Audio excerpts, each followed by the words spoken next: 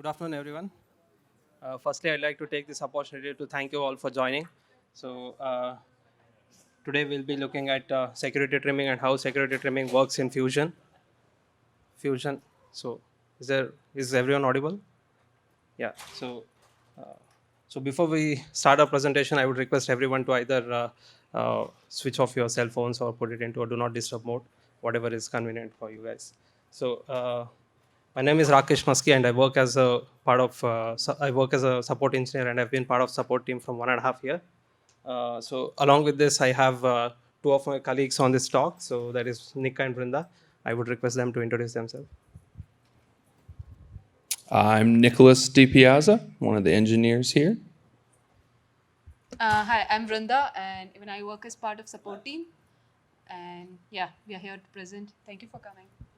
You have to put the microphone up to your face and do that again. I think go I ahead was and- audible. No? No. Okay. I'm Vrinda, and I've been working as a part of support team for last 2 years. And yeah, we'll go over how security trimming works in the newer version of Fusion. Let's see how it goes. Thank you.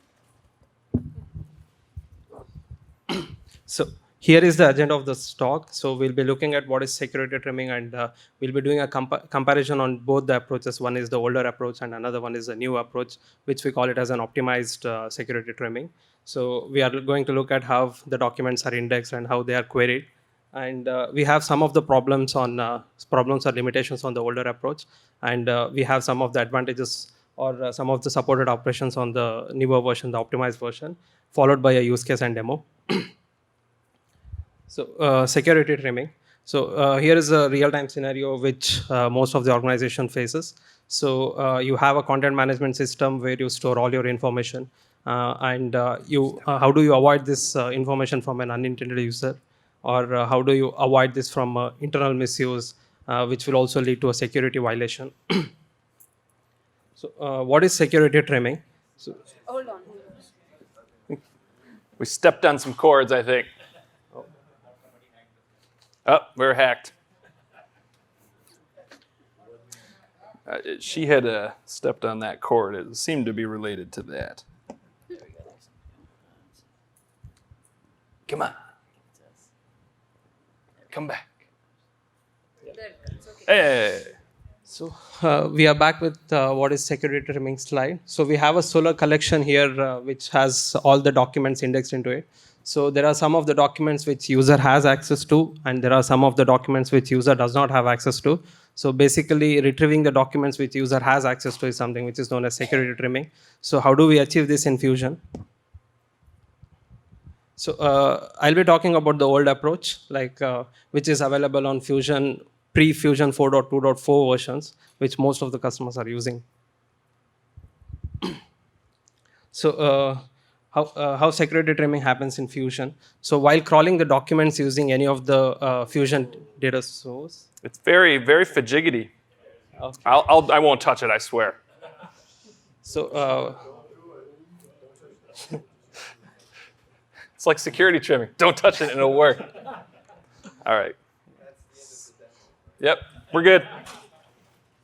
While crawling the documents using any of the Fusion connector, along with indexing the main content of a document, the security trimming will also index the Akal metadata into it. There will be a field created called as ACL_SS field, which will have all the user and group information stored into it. So the security trimming query stage will then match this information against the user ID and will retrieve the documents which user has access to. We'll be looking at how the indexing happens on the older approach. Akals are retrieved for each of the documents. Say if you are using a SharePoint online connector for indexing the documents, and if you are indexing some 1,000 documents, so every document will have this Akal information stored into it. So it makes a trip to a third-party data source like the LDAP server, which will have the Akal information stored into it. So all the permissions are flattened and denormalized, and everything is stored into a ACL_SS field. Here is a diagrammatic view of how the indexing happens on the older approach.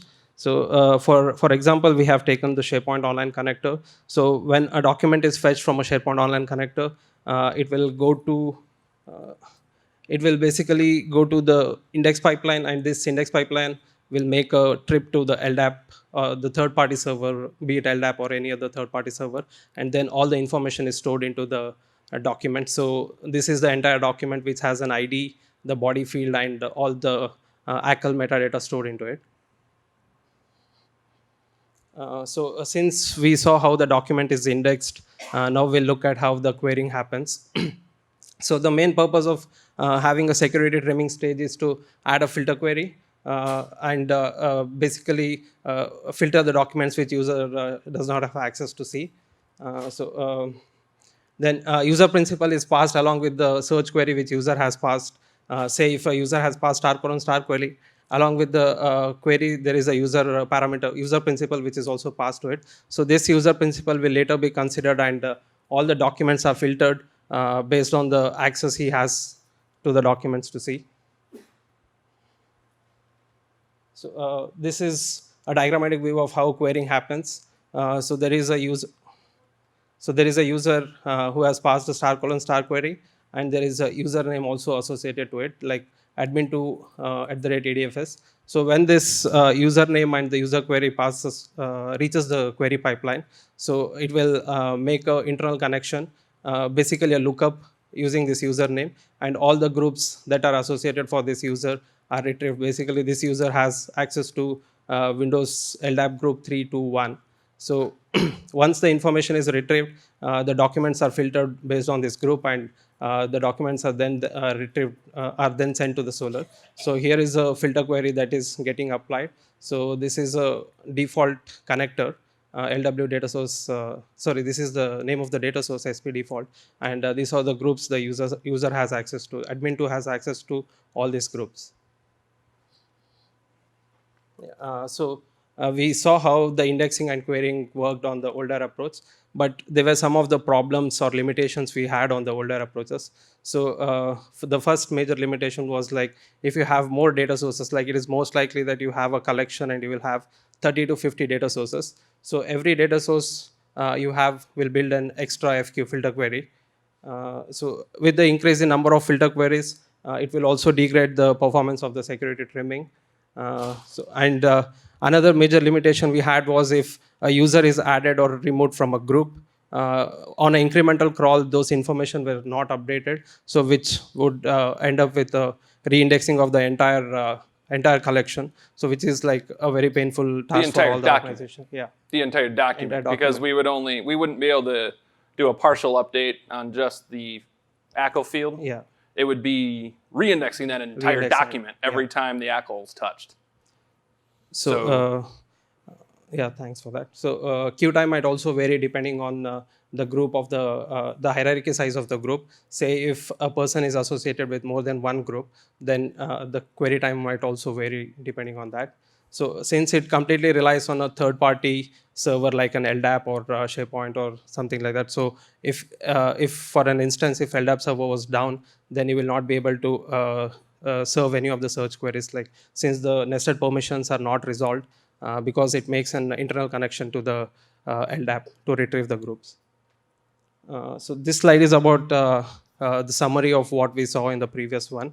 So like I said, like if there are more data sources, then more filter queries are applied, and this will degrade the performance of the security trimming. And if LDAP server is down, then you will not be able to serve any of your search queries. Then the permissions are not updated on the incremental crawling. You will have to reindex your entire document. Then query time might also depend, varying on the size of the LDAP Active Directory. So that was about the older approach. So Vrinda will walk you through the new approach. What are the improvements we have done in the newer approach, which is available on Fusion 4.2.4 after that. Greater. Yeah, thanks for that. Careful. I won't touch it. Neither did I. This whole area is off limits. Yeah. Hello. So I'll walk you through how it works, how security trimming works in the new approach. So over to this, we have till now we just had one collection. Now, henceforth, we'll have two collections. Basically, an ACL sidecar collection has been added. So main collection is pretty much what you used to have in the older versions. In ACL collection, will basically store all the ACLs that will be crawled from a lab data source, and or it will also have the SharePoint groups and SharePoint users. So this is how ACL collection will be made up of, and at the query time, we'll have a graph and join query to get the filters that are required for security trimming.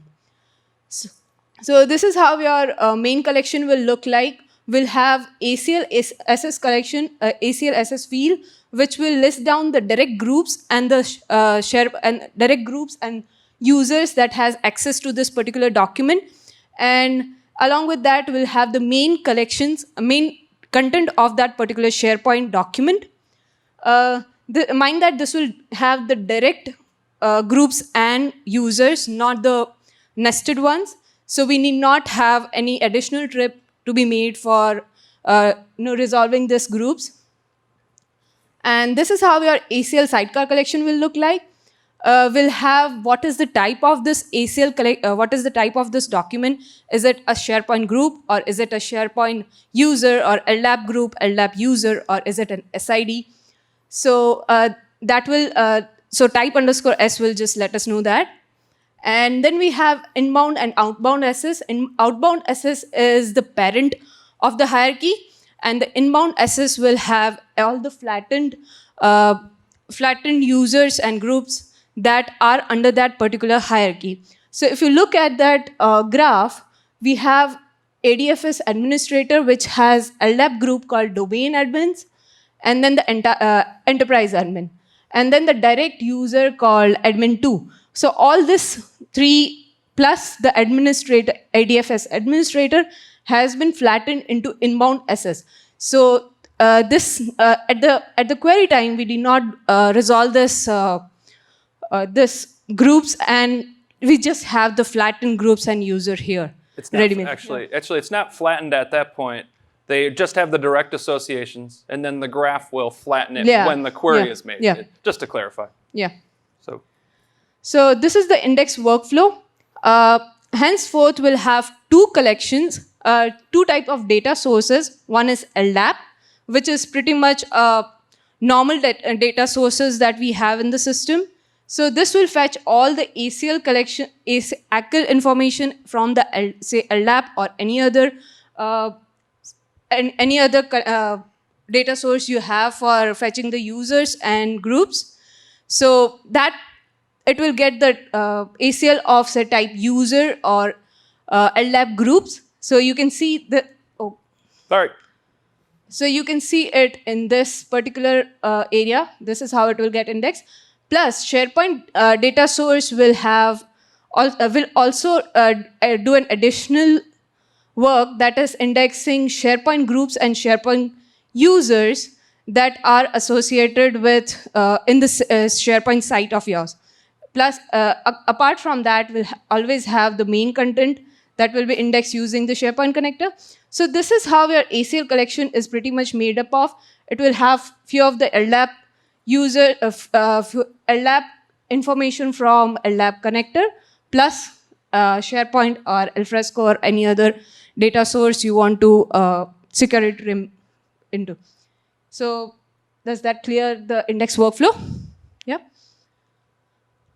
So this is how, in this case, we will be able to use this ACL data source across other data sources as well. In this case, like it will fetch users and groups from Box, SharePoint OnPrem, or alfresco, along with the ACL collection that you are indexing using ACL data source. So this will be basically shared between all other data sources. You need not have duplicate ACLs index again and again. So this is the new approach. Apart from that, you'll also be able to add, delete, update the ACLs. Previously, as Nick said, we had to reindex that particular document. Here, we need not do that. We'll be able to do add or update or even delete the ACL directly to the ACL collection, since it is quite independent of what we used to have previously. So, and you can also delete this ACLs in cascading format, or you can just use and delete by query on a Solar collection, and you just block that user. So it is pretty much simple, right? Let's look how this works at query time. I'm sending a query star:* with user admin2. This particular user permissions are resolved by creating a graph query from ACL to main collection. We'll see to it how this graph query works.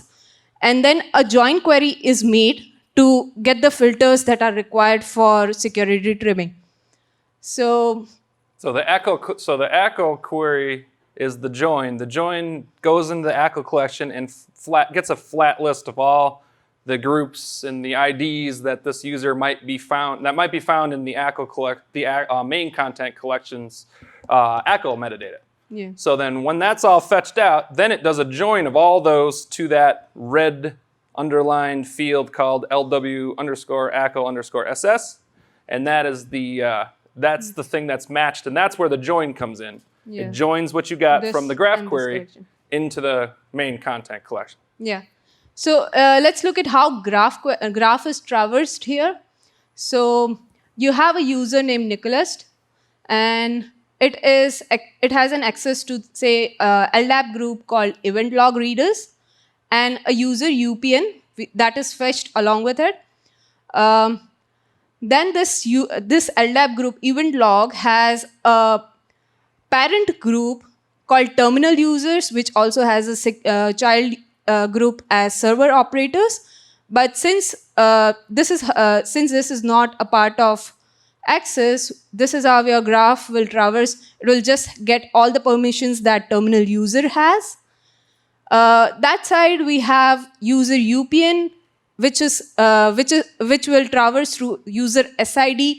The user is directly this particular user is directly associated with SharePoint group, say SharePoint group 4. So so we get another list of permissions for SharePoint group 4 and LDAP group terminal users. Now this user has a LDAP SID called SID, which is again associated with some other SharePoint group, say SharePoint group 1, which has nested groups SharePoint 2 and then 3. Well, so SharePoint groups can't nest, but ignore that. It's just an example. Yeah. We were just showing an example. So this is how the graph will traverse, and you'll have a flattened list of all the groups that Nicholas has access to. Now this will make another join query with the main collection to get the security filters, and you'll have a list of all the documents that Nicholas has access to. That explains pretty much. Yeah. Let's look at the demo now. Nicholas will take it over. Okay. Hi, everybody. I'm Nicholas. I'm going to show a demo of how all this stuff works. If it all works well, then it'll be great. If it doesn't, then sorry. We have a YouTube video. Yeah. There's a YouTube video of it working correctly. So if this goes terribly, watch the YouTube video, and then go ahead and report that you had a great session here today. All right, so we've got a pretty simple situation here. I just set up kind of a couple things to demonstrate some of the benefits that she just talked about, and then to get away from what Rakesh talked about, which is the fact that you can have 3 different data sources here. So these are data sources, and my screen's still showing good. SharePoint Online, SharePoint OnPrem, and a Samba connector, Samba 2. And now these are all backed by the same directory, in this case, Active Directory OnPrem. And the SharePoint Online will talk through Active Directory Federation services here to get to the OnPrem. But keep in mind, all 3 of these data sources have the same backing directory, which means your user that you log into with Windows in the morning, that employee, when they go to their enterprise search, that's the user on all 3 of these systems through the SSO magic, right?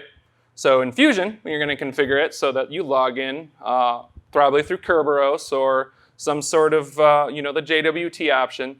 So they log in, they go to the hit search in the enterprise search from Fusion. They should be able to get security trimmed results from these 3 data sources that you crawled with no fuss. And that's the stuff we've improved here. Let me get this bigger here. That's too big. Okay. All right. So now let's look at these data sources in the Fusion.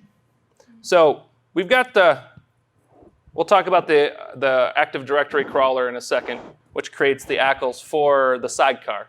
And we'll show you the sidecar in a second. But let's start with the data sources just as a starter. So I'm not going to get too into it, but one's SharePoint Online, one's SharePoint OnPrem, and notice they're the optimized version that we just added 4.2.4. Previous versions don't have these features, these fancy features we're talking about here today. So the ADFS one, the OnPrem one, or they're all ADFS backed with that same account is what I meant to say, sorry. The OnPrem, and then there is just for a wildcard, threw in a Samba share that is also backed by the same Active Directory. The one thing you have to do is all 3 of these will have a ACL collection name. And this collection name, you have to specify it here. And that means while it's crawling, when it gets to the time to index SharePoint groups, it's going to stuff those in an ACL collection. And that is important because the members of those groups will not do anything yet, but they'll be there and ready to go for being linked together with an Active Directory account. Now is when you do the Active Directory connector on the ACLs. This connector, basically, you point it to LDAP and you say go. And it will create all of the items that is individual for LDAP, which are, and I will show you right now. So let's get into the ACL. I'm going to remove the query here for a second. Got all these backed up and ready to go for me. But let's look at these facets. Let's get this a little bigger. All right, so some of these are for SharePoint, because I already crawled before this, because I didn't want to. I've only got 20 minutes, so I'm not going to do the crawls and make you wait for the logs and all that stuff to process through. But site collection admin and these are some special SharePoint ones. You can ignore these for a second. Just focus on LDAP group, DN, SID, user, DN, and SID, and then the all users. These are special ACL records that are created when you parse the LDAP with the LDAP connector. All user is a special thing that if you find it on any ACL, that means all users can see that. So any logged in user to your SSO can now see that document. LDAP groups will contain, let's get to some values here. Okay, just for a second. I'll get it bigger in a second. Now here, let's go type LDAP group. And we'll look at one of them real quick. So for example, here you have that stuff that Verinda pointed out, which are inbound, outbound relationship, and an ID, and then the type. And then there's a data source value that makes it so it has something to be referenced to if you want to clear the ACL, the Active Directory ACL crawler. If you want to clear it, that'll use that to delete the existing, it'll use that as the delete query. Okay, so bottom line here is that these inbound and outbound relationships make the nodes of the graph, or the pointers of the graph, how to traverse through. So I will start with a user. So let's say type of user. So let's say I gave it one of these guys. This would be the first one. And then it can then link to either the UPN that it's associated with or the groups that it's associated with, and it goes through, and as she showed, as you keep going down the depth of the graph, more and more things resolve until they're all done, and then you have your full list. And the only things that are returned to join with are the IDs. So let me go in and stop being so arbitrary, and let's actually do a graph query. So got our good friend Caesar in here. Caesar has got some groups. So we're going to go and search for him. So let me get that bigger for a second. Well, that's not a very good view, so I'm going to get that right here. And I'm going to put it in this view. Okay? I'll remove it there from there in a second. But you got your from the inbound relationship to the outbound relationship. Those are fields in the ACL graph. And then all I do is give it the user ID I'm querying on. And we're going to see in a second that that's an important piece. The ID that I choose can be whatever source ID happens to be what my SSO has. So if my SSO has a different type of user ID, like ADFS/Caesar, you could send that too. That's totally acceptable. So let's go ahead and run a quick query here. Okay, so he has 12 particular results here. And if you flatten it out the way that our join is going to do before the join is run, you'll do it like this. You'll see that it'll just return IDs. So here are the things that can appear in the Akal metadata field of which to trim with. So now let's go ahead and do a search in Fusion. So over here, you got a value, security trimming. And a quick note about security trimming is you can impersonate users from Fusion's query workbench if you want to test it out. And to do that, you override here, and then you click apply. Then I come over here, and then in the parameters area, I can fool it into thinking I gave it a username. So I'm going to call it username Caesar. Actually, let's use the other form of the user now. So this is the Windows login you're probably more familiar with if you're a Windows user. You give it your domain. You're from your NetBIOS domain, / that was a backslash, right? It was, okay. Eyes are playing tricks on me. And then your username. So it'll usually have the drop down, ADFS or whatever. And then I click close here. And then, okay, so one important thing to note is that, let's go to the on-prem results. So yeah, the cool part here is you got results from all 3 data sources with that filter, right? And before I was that user, I got nothing. So it's clearly working. So if I turn this off, all sorts of results, right? So this is trimming. We're getting trimming. So now we got 9, 2, and 1. This user is explicitly added to this stuff. So let's go in and get an on-prem result. This isn't in my YouTube video, so we're in dangerous territory here. But I'm going to go down and find the Akal field. When you don't filter out the fields that you're getting from SharePoint, there's a lot of them. SharePoint likes to index stuff. But you can see here that this is the type of users that SharePoint on-prem, and my Zoom isn't working here, so hopefully you can kind of see that it is domain / user ID in on-prem. But what does it look like on SharePoint Online? Users on SharePoint Online, I got to find one with one. I hope there's one there that has like an actual user on it. I got to find one of the docs that has them. But it'll have the user principal name instead. So it's not the name I gave it. So I gave domain / username. However, values that don't have that user and don't have a group, I'll have to find one. I should have done that earlier. I really wanted to show that though, so that's a pity that I didn't prepare that ahead of time. But we'll try real quick to find one. What one would have it? One of the docs. Probably this one right here. Last time I'll try, and then I'll give up. This one right here, does it have an @? Oh, well, you'll have to take my word for it.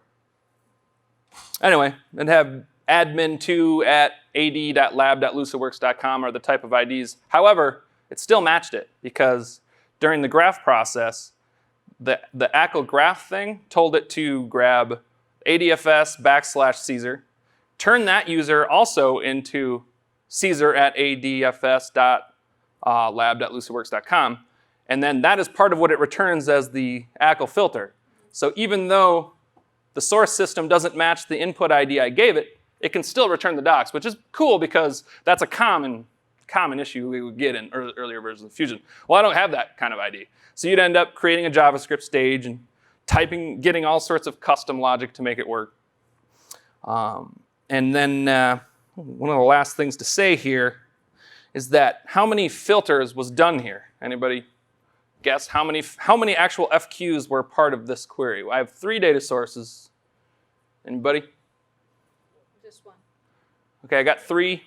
1 from Kevin Waters, who happened to write this feature in Solar, so he's cheating. But it's just 1. This time it's just 1. Previously it would have been 3. And what happens in the very common scenario that you have 100 data sources? Kaboom! Your performance just tanks, right? It doesn't tank terribly, but we shouldn't be getting rising query or degrading query performance at all when we have more data sources. It should just be able to handle them. And we have that now where we didn't before. So that's one huge thing. And the second huge thing is the whole part of these documents that are on this thing, on this particular slide. Let's say right here. Actually, we hadn't looked at the Samba one. Let's go look at that quick. Only one doc in that Samba, very small window share. These are SIDs. However, each of these SIDs actually has a nested group in it. So the old version of Fusion, this would have been a mile long. This would have had at least 6 or 7 extra groups in my particular use case. Because LDAP group 1 was actually part of there's a couple subgroups there, LDAP subgroup 2, LDAP subgroup 3. So these SIDs here would have been 6 more long. And the second thing to say is that the old version had to turn these into LDAP-friendly group names that would match the SharePoint connector. Because we had no way to use SID, or in the case of SharePoint, you saw that there was a different format for certain things. You might want to use the SID, you might want to use the group name, you might want to use the group DN. For alfresco, I do believe alfresco is one of those ones that actually stores the DN of the group in its Akal. So we would have to convert that at runtime to match the value that was there. But now we don't. It can be whatever format SharePoint decided to store it as, bam, put that right in there. It doesn't matter. Because the Akal filtering, you set it up to deduce whatever you actually need at query time. So now if I need it to store an SID, I store the SID. And then I don't necessarily have that up front, but I use the graph to get it. So I've covered most of the major things here. And I'd like to open it up for questions at this time.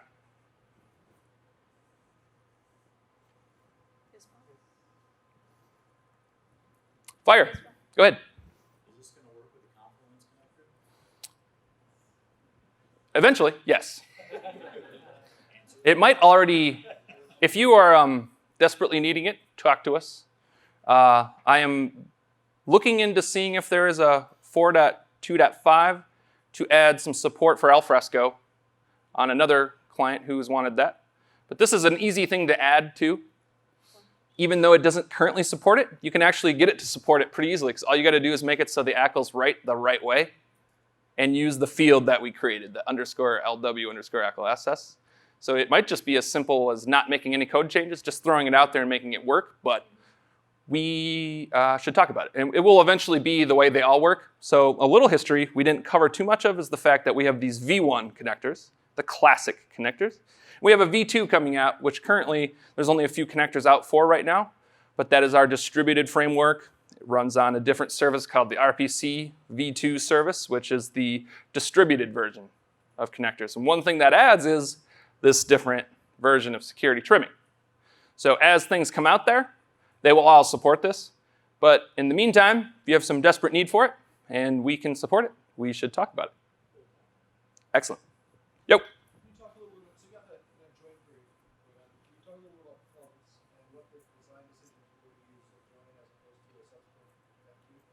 Yes, so actually been battling a little bit with this for a long while now, for several months, and we decided on the join query. But there is an optimization you can put into the JavaScript stage if you want to get some extra performance. If you have a small, let me get to the bottom of it. If you have a large number of groups when this thing gets your graph query, let's say 30,000, 40,000 in SharePoint. If you're in a huge enterprise SharePoint with a really big company, your SharePoint groups will actually be pretty high in number, because you'll eventually have a SharePoint group that'll link to an LDAP group. That's going to link to some group that a lot of people may be in, or you just happen to be in, which makes it so you are now a member of so many groups. And as soon as you get really big like that, join kills the performance versus a subquery. So what the small group number, I've noticed that you can get an optimization to switch to a subquery approach, where instead of doing that, you call the graph, get the tiny result of your groups, and then use that in a terms query, all in a JavaScript stage in a single shot. It can be like 20 milliseconds. It can be 10 milliseconds versus 700 milliseconds or something to do a big join. It all depends on your use case, but join typically outperforms it, and most people don't notice the the runtime issue, a runtime issue yet. You'd have to have some pretty big systems to start noticing it, and we can do tricks to. And we're still working on, it's still an active thing, like we're still finding ways to make it even faster.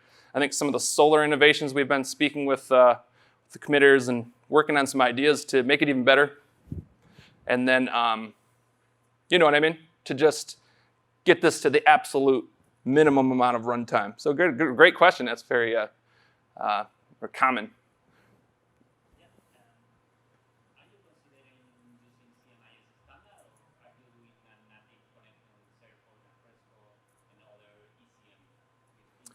The existing connector works fine, but when we do the groups, we just need to make a tweak to point it out to do the Akal, write them to the Akal. And then at that point, once that is done, those groups, the mapping will get you from the point to where the LDAP connector's results have been fetched. And open LDAP support is also coming in the next iteration of this, to where, because a lot of people with alfresco seem to use open LDAP. But anyway, the long and short of it, the existing CMIS connector works fine, as long as you take those groups and then store them there, and then create that bond between the LDAP group and the alfresco group that will make that, then security trimming will then be honored. Did that answer the question? Okay. Sorry, yeah, I did my best there. All right, any others?